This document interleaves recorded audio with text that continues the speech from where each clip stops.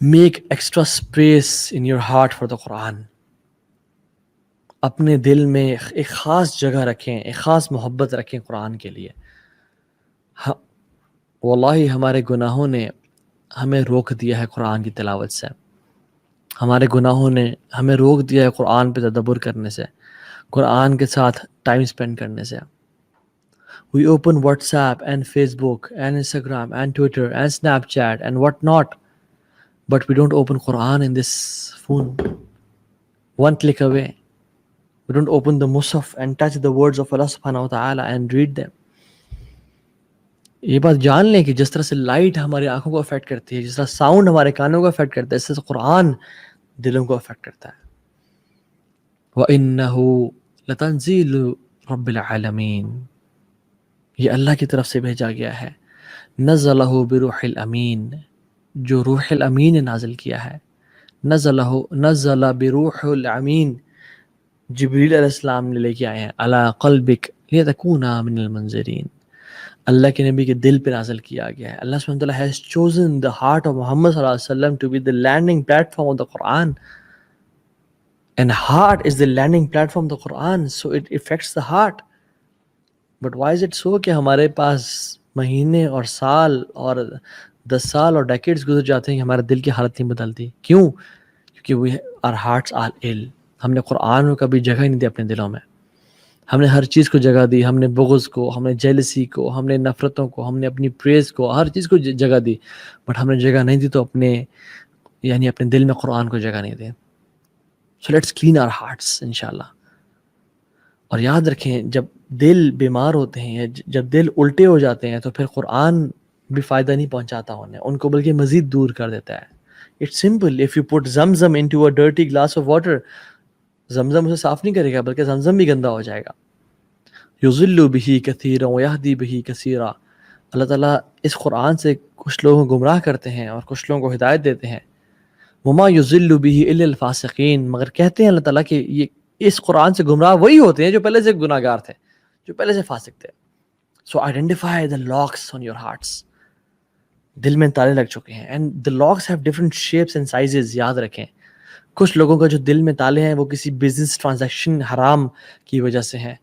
کچھ لوگ جو دل پہ تالے ہیں it is because of looking and watching bad stuff. Some locks are of private conversations that you had to neglect and stop.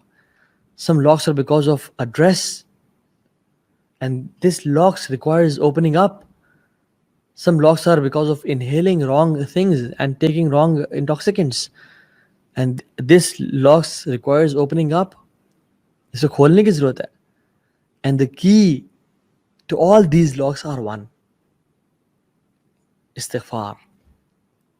استغفر اللہ ربی من کل ذنب واتوب الیک، یا ربی تبت الیک، یا ربی تبت الیک.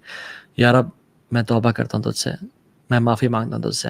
And then when the locks will open, then see what Quran does to the hearts. پھر دیکھیں کیا میریکل ہوتا ہے، پھر دیکھیں زندگی کے نقشے کیسے بدل جاتے ہیں.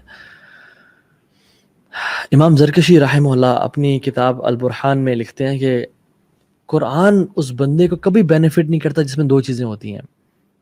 Quran will never benefit a person who has two things in his heart. Number one, innovation. وہ بدعت کو پریفر کرتا ہے سنت پہ. اور دوسرا, he has a sin he is insisting upon. وہ اس پہ کنسسٹنسی کے ساتھ عمل کر رہا ہے. کیوں؟ کیونکہ امام شافعی رحمہ اللہ نے بھی اپنے استاد سے کہتے ہیں کہ شقوت وقیع سوء حفظی فارشدنی الی ترک المعاصی فإن العلم نور نور اللہ لا یعطى لعاصی. کہتے ہیں کہ میں نے اپنے استاد وقیع سے شکوہ کیا بھولنے کا، بیڈ میموری کا. فارشدنی الی ترک المعاصی فإن العلم نور نور اللہ لا یعطى لعاصی. کہا کہ گناہ چھوڑ دو شافعی، گناہ چھوڑ دو، کیونکہ جو علم ہے وہ اللہ کا نور ہے اور اللہ اپنا نور کسی گناہ گار کو نہیں دیتا.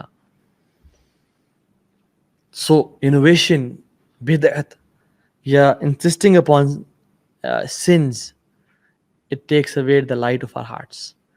اور قرآن پھر جو ہے وہ ہمارے دلوں پہ افیکٹ نہیں کرتا، بیکاز دل جو ہے نا وہ پتھر کی طرح بن جاتے ہیں او اشد قسوہ، یا اس سے بھی زیادہ مضبوط ہو جاتے ہیں اور سخت ہو جاتے ہیں. So if you want to enjoy the happiest days of your life, develop relation with the Quran. Number one lesson.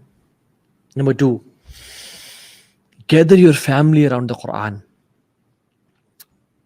A recitation of the Quran and mutual studying of the Quran. یہ بات یاد رکھیں کہ when the recitation of the Quran and mutual studying and gathering of the Quran, when these two things are combined, miracles happen. حدیث میں کیا آتا ہے کہ ٹرینکولیٹی نازل ہوتی ہے لوگوں پہ، سکینت، اللہ کی رحمت نازل ہوتی ہے. وحفت علیہم الملائکہ and the angels gather them. اللہ تعالیٰ ان کا نام ان کا مینشن کرتے ہیں فرشتوں کے سامنے. ہم لوگ سبحان اللہ ہمارے پاس کتنے لوگ آتے ہیں، اور آپ سب ذرا سوچیں، بہت سے لوگ مشکل ٹائم میں گزر رہے ہوتے ہیں. they complained about the difficulties in their life. کوئی کسی کو فیملی کرائسس ہے، کسی کو فائنینشیل کرائسس ہے، کسی کو ہیلتھ کرائسس ہے، کوئی کیا مسئلہ ہے. And they come to us and tell us کہ توہا بھائی we have tried and tested each and everything. If you have not done this, یعنی relationship with the Quran and sitting with the Quran with your family, then you haven't done anything yet. How can you complain about your problems when you have yet to do this? Is building relationship with the Quran and mutually studying the Quran in your homes and masajid. So you haven't done more things yet. So practicing Muslims جو ہیں، جو لوگ دین پہ عمل کر رہے ہیں، وہ ماشاءاللہ دعوت کام بھی کر رہے ہیں، پڑھ رہے ہیں، پڑھا رہے ہیں، وہ جو بھی کام کر رہے ہیں، نوافل پڑھ رہے ہیں. بٹ اگر ان کی زندگیوں میں ڈیلی قرآن کے لیے ٹائم نہیں نکل رہا، then we are fooling ourselves that you're doing something good. اللہ تعالیٰ قرآن میں کہتے ہیں کہ علیم ان سیکون منکم مرضی وآخرون یضربون فی الارض یبتغون من فضل اللہ وآخرون یقاتلون فی سبیل اللہ فاقرؤوا ما تیسر منہ. کہ میں جانتا ہوں تمہیں سے کچھ لوگ بیمار ہیں، اور تمہیں سے کچھ لوگ اللہ کے فضل کو تلاش کرنے کے لیے زمین میں گھومتے پھرتے اور چکر لگاتے ہیں، اور تم میں سے بعض لوگ اللہ کے راستے میں جہاد فی سبیل اللہ کریں. تو کیا کرو؟ فقرؤوا ما تیسر منہ، پڑھو اسے کچھ تھوڑا جتنا تمہارے لیے آسان ہو. چھوڑنا نہیں ہے، چھوڑنا کسی حالت میں نہیں ہے، پڑھنا ہے تم نے لازمی ہر حالت میں. فقرؤوا ما تیسر منہ، پڑھو اس قرآن میں سے جتنا آسانی سے پڑھ سکتے ہو. سو take out time 20 minutes 30 minutes each day for the Quran and you will realize the productivity in your life. دیکھنے میں تو کیا ہوتا ہے، میتھمیٹکس ہماری کیا کہتی ہے کہ 20-30 منٹ آپ کے کم ہو گئے اور آپ اپنے کام نہیں کر سکے. لیکن واللہ جو شخص اپنا دن قرآن سے شروع کرتا ہے اور صرف میرے ریسائٹیشن نہیں بلکہ تدبر اور سوچنا اور فکر کرنا، بے شک 20 منٹ 30 منٹ، اس کی زندگی میں پروڈکٹیوٹی، اس کی مینٹل اور فزیکل ویل بینگ مل جاتی ہے، اس کو ہر طرح خوشی نصیب ہوتی ہے. And he enjoys the happiest days of his life and he becomes one of the nobles. پتہ ہے آپ کو نوبل کون ہے؟ جو نوبلز ہیں وہ کون ہیں؟ یہ کوئین الزبتھ اور یہ لوگ، یہ نوبلز نہیں ہیں. نوبل وہ ہیں جو اللہ جن کو نوبل کہتے ہیں، اور اللہ کی جو فیملی ہے. واللہ اللہ حدیث میں آتا ہے ان اللہ اہلین من الناس، کہ بے شک اللہ تعالیٰ کے لوگوں میں سے فیملی والے ہیں. قالوا یا رسول اللہ من ہم، یا رسول اللہ کون ہیں وہ لوگ؟ صحابہ کی ایگرنس دیکھیں، فوراً سے پوچھا کون ہیں وہ لوگ، who are they؟